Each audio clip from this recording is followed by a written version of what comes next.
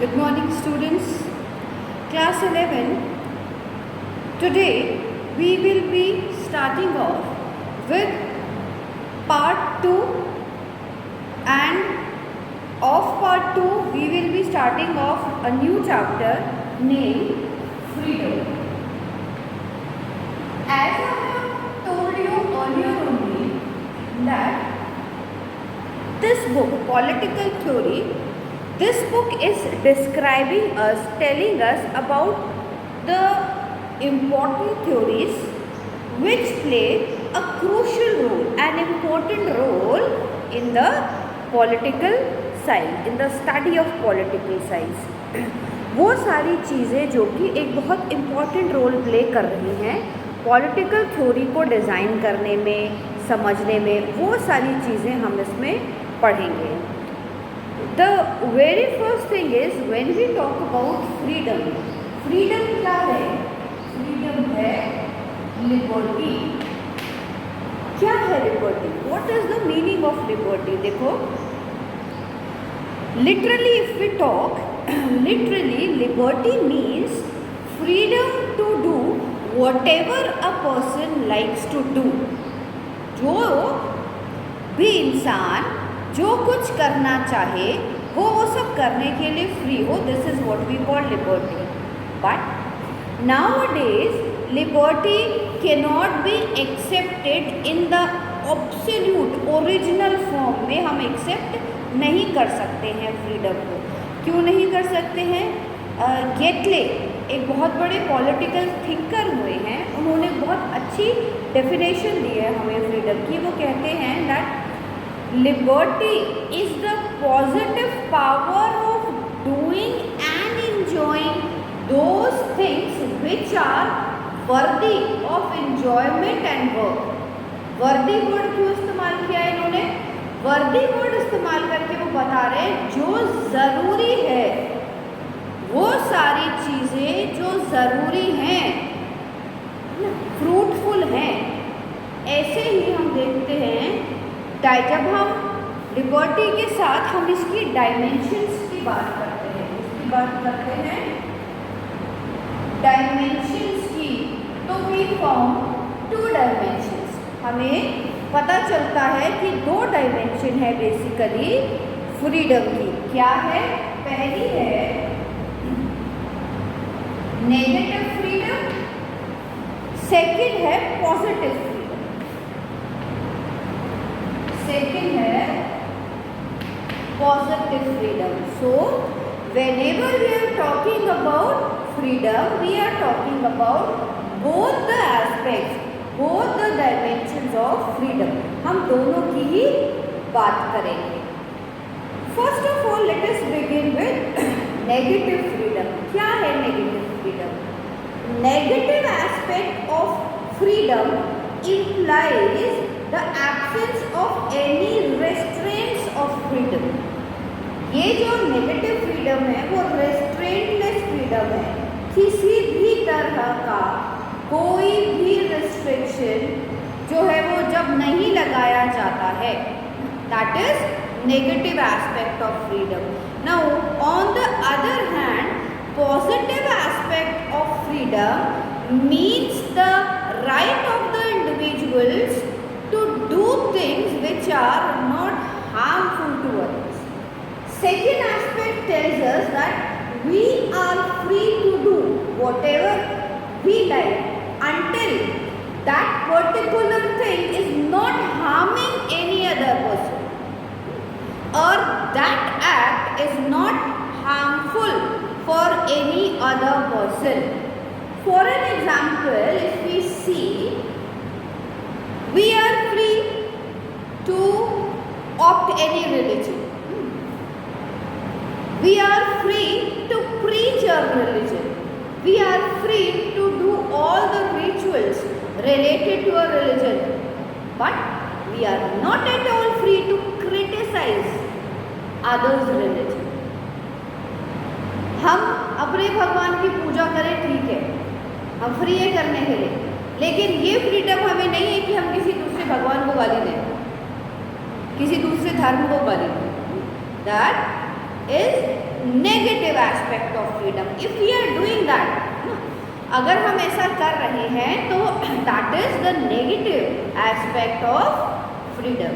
So by this we can say that the basic concept of freedom क्या है. In fact we say liberty of freedom जो है means that an individual is allowed to do all those things which do not harm to others and which are essential for the development of one's personality. हमारी personality के लिए, development के लिए वो सारी चीज़ें ज़रूरी हैं, लेकिन किसी दूसरे को जब तक वो नुकसान नहीं पहुंचाती, हम उनका इस्तेमाल करने के लिए बिल्कुल फ्री. ठीक है, और हम डिटेल में आगे पढ़ेंगे चैप्टर को. Let us have a glimpse of the chapter first. Then in this chapter we will come to know about the types of freedom. Types of freedom, इसके बारे में भी हम पढ़ेंगे. Overall what we see, there are 7 types of freedom. We as an individual can enjoy 7 types of freedom. वो कौन कौन सी हैं? Natural freedom, civil freedom, economic freedom, relational freedom, individual freedom, political freedom and religious. तो हम अपनी freedom को इन 7 spheres में enjoy जो है वो कर सकते हैं. आफ्टरवर्ड्स जब ये कर लेंगे आप, तो आप क्या देखेंगे? आप देखेंगे कि लिबर्टी एंड लॉ, इन दो चीज़ों में रिलेशन क्या है ना, ये भी हमें देखने को मिलेगा इस चैप्टर में. लिबर्टी एंड लॉ क्या बात कर रहा है? Some people consider law as the very opposite of liberty, while others consider law as a condition of liberty. भाई लॉ जो बनाए जाते हैं, कुछ लोग तो देखते हैं कि वो हमारी फ्रीडम को सेफगार्ड करने के लिए बनाए गए हैं. On the other hand there are certain people जो ये मानते हैं कि ये जो लॉज हैं ये हमारी फ्रीडम को कर्टेल करने के लिए, कंट्रोल करने के लिए बनाए गए हैं. दे से जो ये मानते हैं, they people say by obeying the law of the state we enjoy our liberty. जो लोग ये बिलीव करते हैं that laws are being made for human being to enjoy our freedom, वो ये कहते हैं कि by obeying these law we can enjoy our liberty in an expanded manner. After this we will also study about safeguards of liberty. इसके बारे में भी हम बात करेंगे.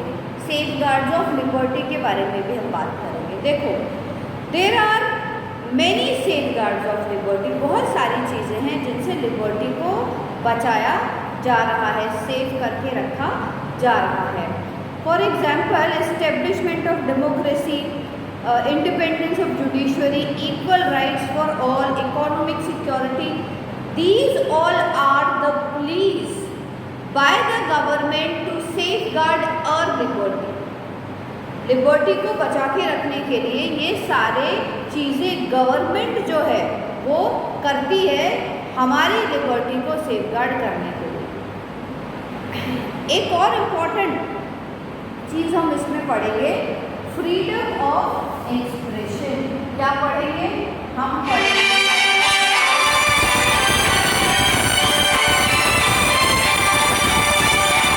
Freedom of expression.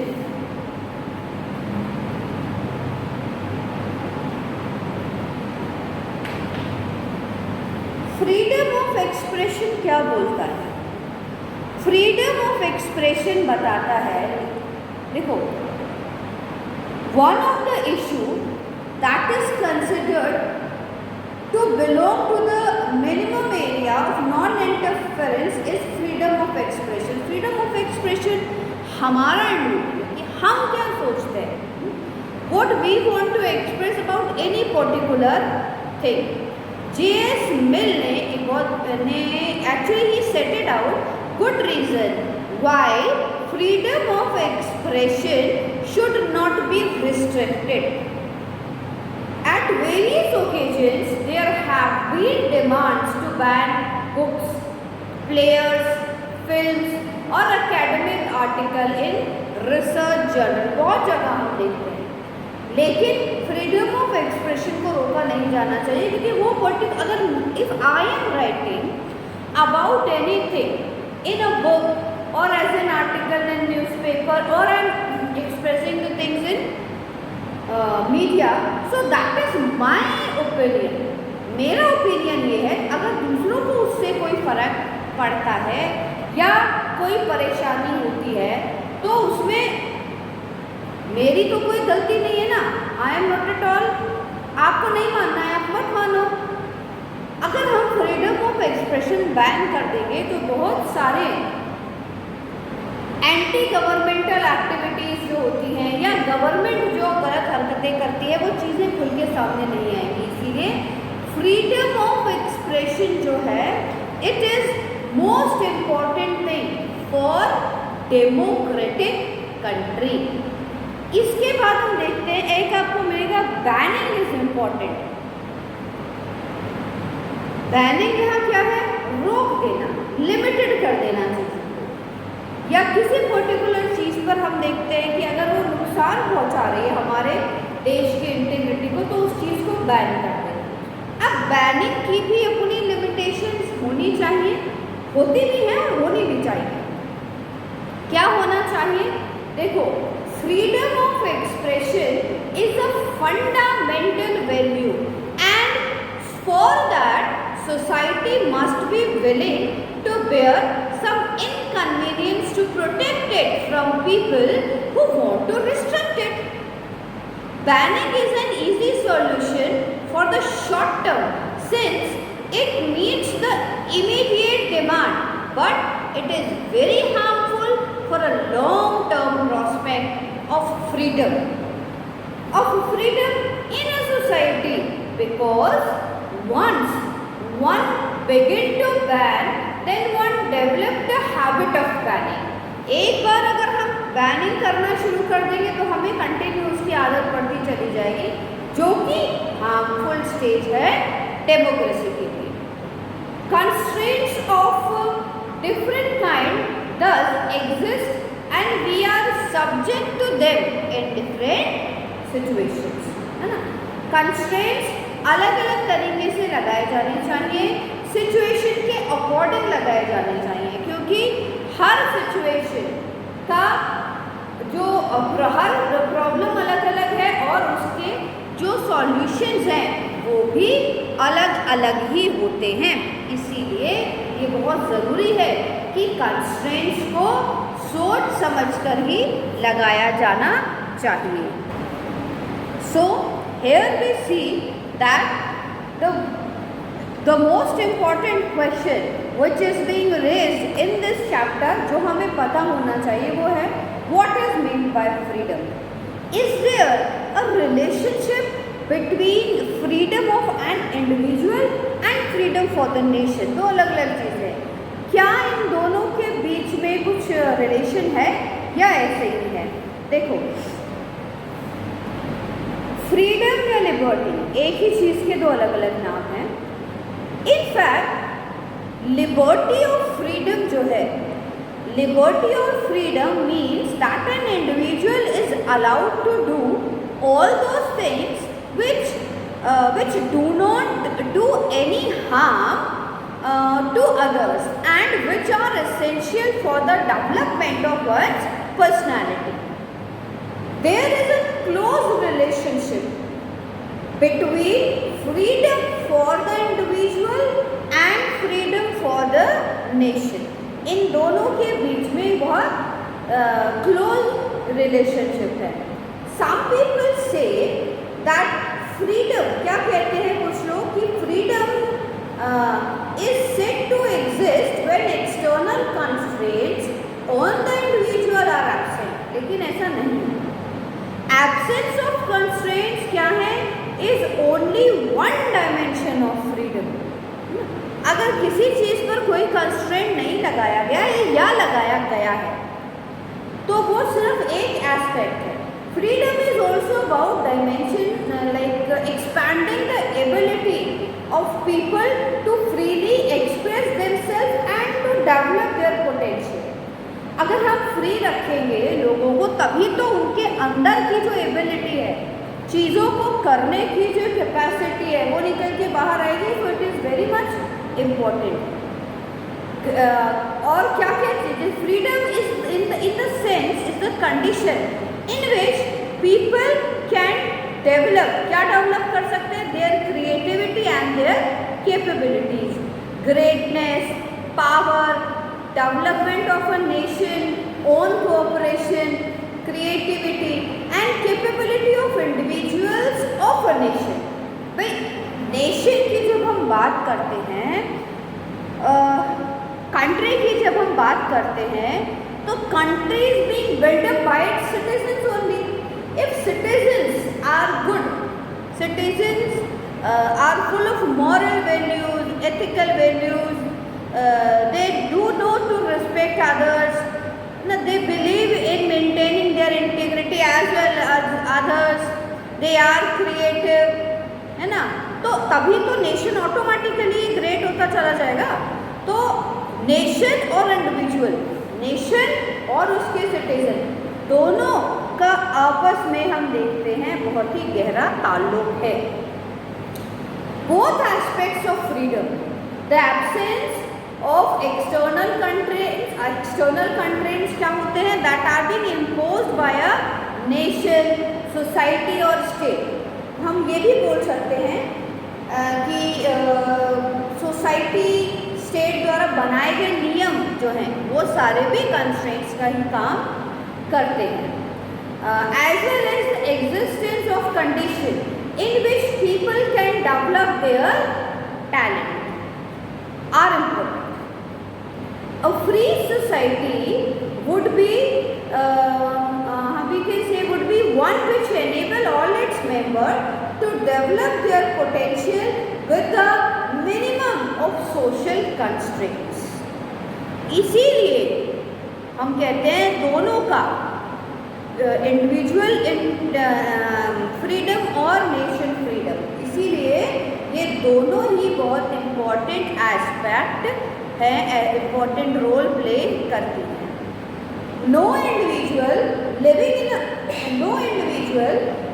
A society can hope to enjoy total absence of any kind of constraint और restrictions. Unimaginable condition है. If you are living in an organized manner, so constraints over you are very obvious, होंगे ही होंगे. आप उनसे बाहर निकल ही नहीं सकते.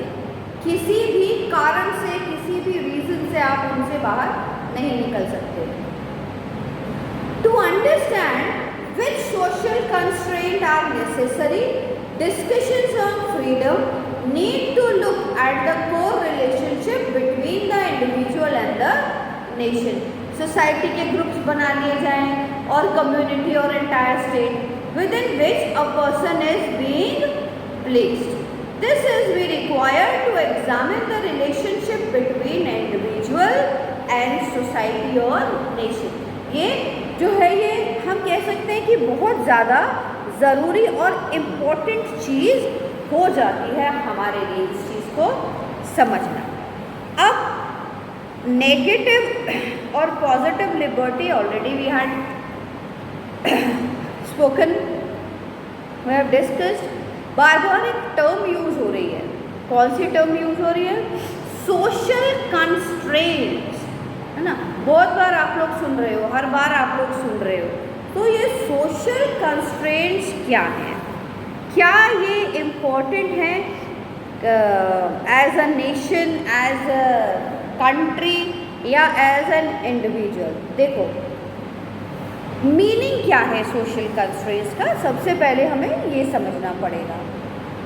Freedom does not mean the absence of restraints. बिना रेस्ट्रेंट्स के अगर आप फ्रीडम दे दोगे तो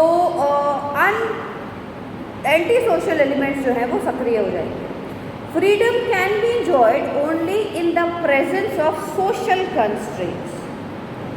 अब केची एक बहुत बड़े पॉलिटिकल एनालिस्ट हुए हैं, उन्होंने लिखा है freedom is not the absence of all restraints but rather the substitution of rational ones for irrational, है ना। तो अलग अलग ने इसकी अलग अलग डेफिनेशन दी है। Social constraints must be there if we are to live together in a society. बहुत ज़रूरी है सोशल कंस्ट्रेंट्स। जैसे फॉर एन एग्जाम्पल आप देखो, एक जनरल सा जिसे कहते हैं ना नॉन रिटन कानून है, बोलते हैं हमें कि घर में बड़े बोलते हैं कि अंधेरा होने से पहले घर आ जाओ, ज़्यादा बाहर बिना काम के बाहर घूमना अच्छी बात नहीं होती है, ये सब चीज़ें सुनते हैं ना हम। इनके पीछे कुछ ये सारे सोशल कंस्ट्रेंट्स हैं। कोई देख कुछ भी हम गलत काम कर रहे हैं तो एक डर हमारे मन में रहता है, कोई देख लेगा तो क्या होगा। ये क्या है?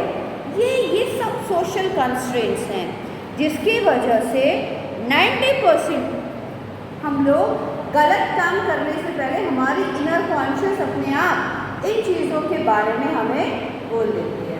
तो इसीलिए if we have to live in society, these social constraints are very much important. इनकी ज़रूरत है ही है। Man is a social animal, पढ़ते चले आ रहे हो, human being is a social animal, but human being is selfish too. Social animal तो है लेकिन उसके साथ साथ selfish भी है। There must be social constraints to regulate their conduct, their behavior, बहुत ज़रूरी है ना। दीपा मेहता एक फिल्म मेकर हैं, she was interested on making film on the conditions of widows of Varanasi. इन्होंने, क्योंकि वो वाकई में उनकी कंडीशन बहुत खराब है। However she was not allowed because there was strong protest from the sections of the polity who think that it would bring bad name to India.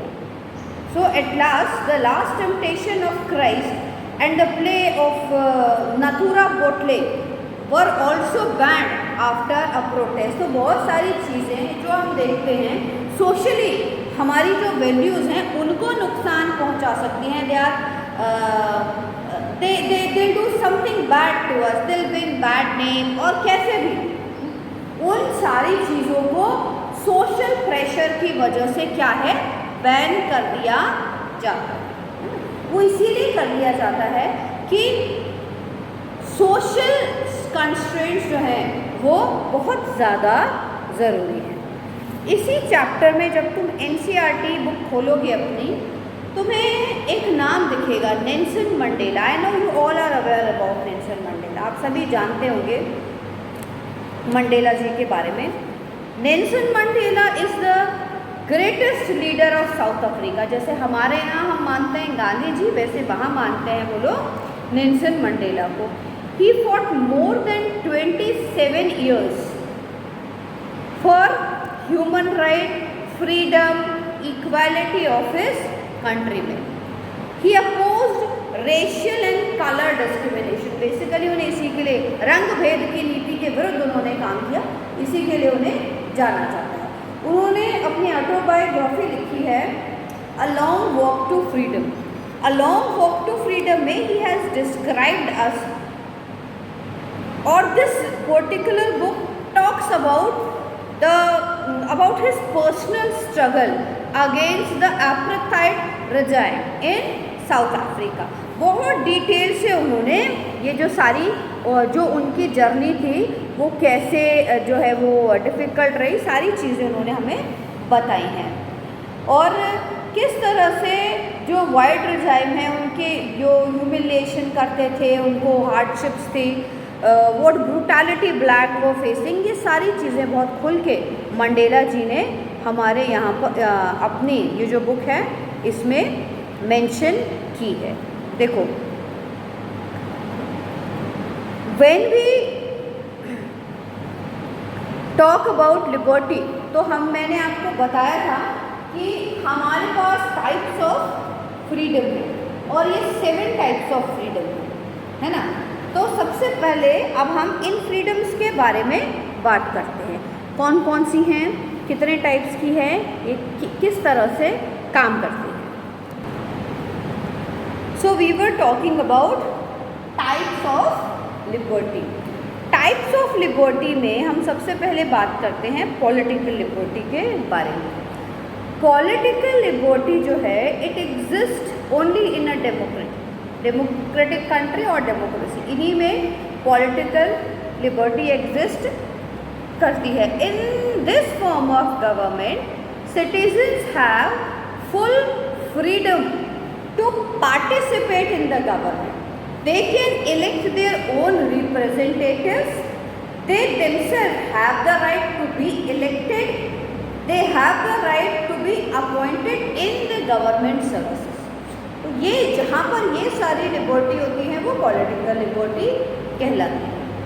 इसके बाद सेकेंड लिबर्टी हम बात करते हैं इकोनॉमिक लिबर्टी। इकोनॉमिक लिबर्टी क्या कह रही है? इट इंक्लूड्स दोज राइट्स, वो सारे rights that are enjoyed by man concerning his livelihood.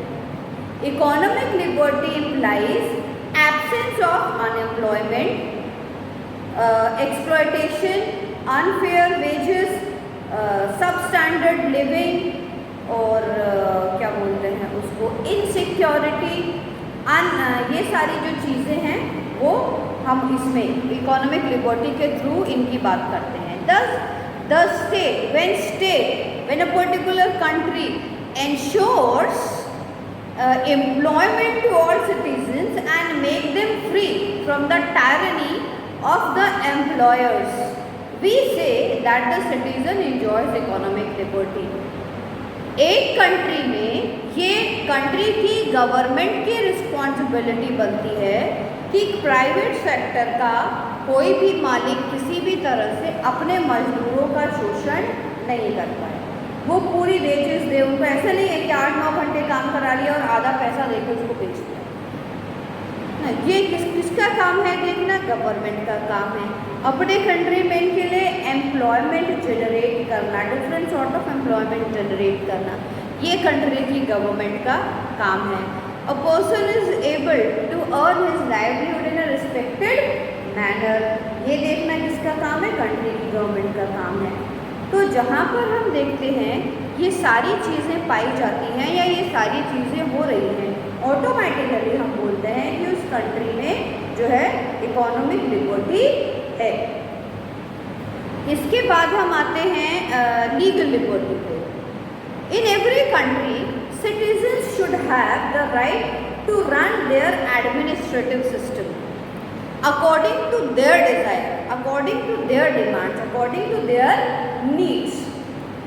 In independent India, our constitution making assembly prepared a draft giving the outline of the new constitution.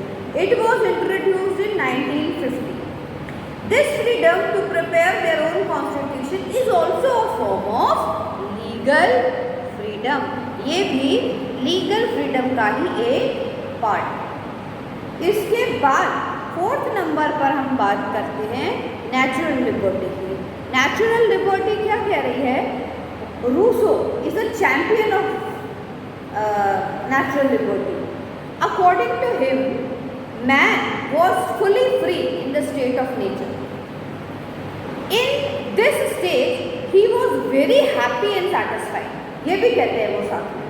He was not under any bondage, but with the advancement of citizenship, civilization, or with the growing requirement in life, he was compelled to form society or state. अब Rousseau की philosophy तो ये कह रही है कि जैसे हम पैदा हुए थे इनिशियली हमारा एवोल्यूशन जैसे हुआ था, जंगल में रहते थे, जो मन करता पेड़ में से तोड़ के खा लिया, रह रहे हैं, कोई हमारा काम। That was the basic state of enjoyment. जैसे जैसे ह्यूमन बीइंग की डिज़ायर्स, एस्पिरेशंस बढ़ती चली गई, वो प्रॉब्लम में पड़ता चला गया। In human being social contract theory, Rousseau की जो सोशल कॉन्ट्रैक्ट थ्योरी है, उसमें ही said that man forms state by sacrificing his own freedom, his natural freedom. State assured protection to him. हालांकि नेगेटिवनेस सारी नहीं है, एक एक करके स्टेट ने क्या है उसको प्रोटेक्शन तो दिया, but Rousseau said that man was born free. लेकिन फिर भी वो ये मानते हैं that human being was born free, but in society he was everywhere in change. बहुत सारे रिस्ट्रिक्शंस हैं। जब हम जिस सोसाइटी में रह रहे हैं उसमें हमारे बहुत सारे रिस्ट्रिक्शंस हैं, और अगर हम रह रहे हैं तो भैया फॉलो भी करने ही पड़ेंगे हमको सारी चीज़ें। वो रूसो उन सबके अगेंस्ट में है। He means to say there should be no bond on man, this is natural liberty, जिसका एग्जिस्टेंस हम मान ही नहीं सकते, हो ही नहीं सकता, पॉसिबल ही नहीं है किसी भी सूरत में, ये पॉसिबल हो ही नहीं सकता। नेक्स्ट जो लिबर्टी है हमारी, जिसके बारे में हम बात करेंगे, वो है freedom of speech and expression. देखो, पहले भी हमने बात की है freedom of speech and expression के बारे में। Every citizen has the right to express his ideas free. हर किसी इंसान को राइट है, हर सिटीजन को ये राइट है कि वो अपने आइडियाज़ को फ्रीली एक्सप्रेस कर पाए। This can be done in 2 ways। कौन कौन से 2 ways हैं? By speaking and by writing. दोनों तरीके से, या तो आप लिख के बताओगे या आप बोल के बताओगे अपने आइडियाज़ को, तो उसके लिए ह्यूमन बीइंग जो है वो फ्री कंसिडर करा जाएगा। Therefore the freedom of speech and expression has been guaranteed. ज़रूरी है, वो यही मानते हैं कि ये जो फ्रीडम है ये बहुत ज़्यादा ज़रूरी है, मिलनी ही चाहिए। One can speak before public to express his ideas, or one can write and express his ideas through paper, journals, books, articles, etc. So there are few limitations also in this. कैसे कि security of state को ध्यान में रखना चाहिए, friendly relation with foreign countries, contempt of court, defamation of any citizen, ये सब नहीं करोगे आप, है ना। आप अपनी कंट्री के अगेंस्ट में नहीं लिखोगे, कोर्ट ने जो डिसीजन दे दिया उनके अगेंस्ट में आप नहीं लिखोगे, है ना। हमने तो कोई हर लिबर्टी के साथ साथ उसके पॉजिटिव और नेगेटिव, कुछ भी कह लो तुम उसको, वो जो रिस्ट्रिक्शंस हैं वो साथ में जुड़े हुए हैं, उनसे अलग हम उनको नहीं देख सकते। So the last liberty, 7th liberty जो है हमारी, वो है लिबर्टी किसकी? Religious liberty. रिलीजियस लिबर्टी क्या कहती है? According to this type of liberty, every citizen of a state gets the freedom to choose his religion. Whatever religion a person want to opt, he can opt, preach any religion of his own choice. The religion of the citizen जो है is his personal matter, and mostly countries does not interfere in the religious affair of people until unless it become necessary in the broader interest of nation and individuals. जब तक कि country की उस पर कोई बात नहीं आ जाती, तब तक वो किसी भी सूरत में रिलीजियस लिबर्टी के ऊपर जो है वो अटैक नहीं करती। देर आर फ्यू कंट्रीज जहाँ पर जिन्होंने नेशनल रिलीजन बनाया हुआ है, वहाँ रिलीजियस लिबर्टी नहीं मिलती है। जैसे आप सऊदी अरेबिया की बहुत सारी, सऊदी अरेबिया है, वहाँ पर आप बाहर, घर के अंदर आप अपने रिलीजन को प्रीच तो कर ही नहीं सकते, अपने रिलीजियस रिचुअल्स को पूरा कीजिए। लेकिन जब आप बाहर आएंगे तो आपको जो है मुस्लिम रिलीजन के सारे नियम कायदे कानून को मानना पड़ेगा, क्योंकि जो कंट्री है उसका एक रिलीजन है, कंट्री ने अपने लिए अपना रिलीजन जो है वो ऑप्ट किया हुआ है, ये प्रॉब्लम है उसके साथ। We have also talked about the safeguards. बात की थी safeguards of liberty. थोड़ा सा डिटेल में बात करते हैं. देखो, in modern society what we found it is essential to provide certain safeguards. अब वो कौन कौन से हैं? Separation of power. हम बेसिकली 9 सेफगार्ड्स की बात जो है वो करते हैं मॉडर्न सोसाइटी में.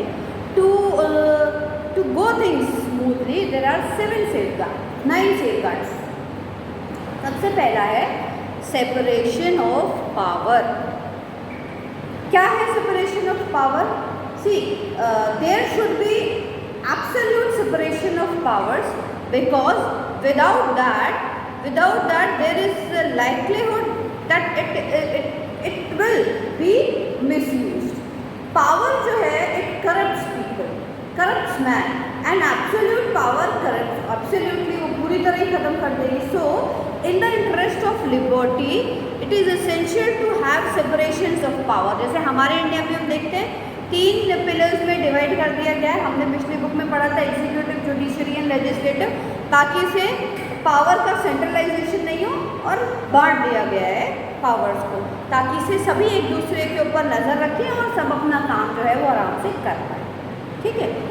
सेकंड जो है that is rigid and written constitution. ये बहुत बड़ी रिक्वायरमेंट और डिमांड है. कैसे?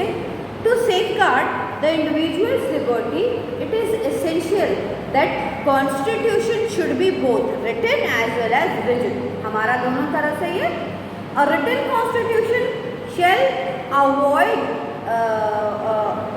avoid vagueness, where rigid constitution will ensure rights. अगर rigid नहीं होता हमारा constitution तो इमरजेंसी के टाइम में इंदिरा गांधी ने पूरा ही बदल देना था.